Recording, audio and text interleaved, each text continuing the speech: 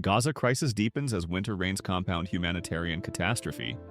Winter rains battered Gaza during the final week of November, flooding tent camps and exacerbating a humanitarian crisis, already described by aid agencies as the worst in modern memory.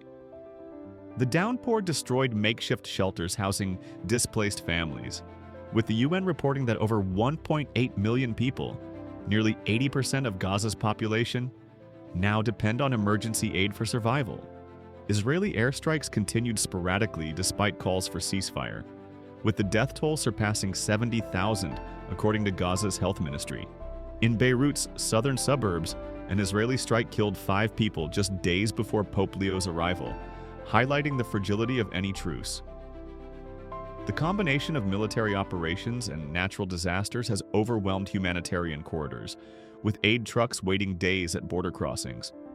The UN Security Council convened an emergency session on November 29th, with Secretary General calling the situation a catastrophe of biblical proportions.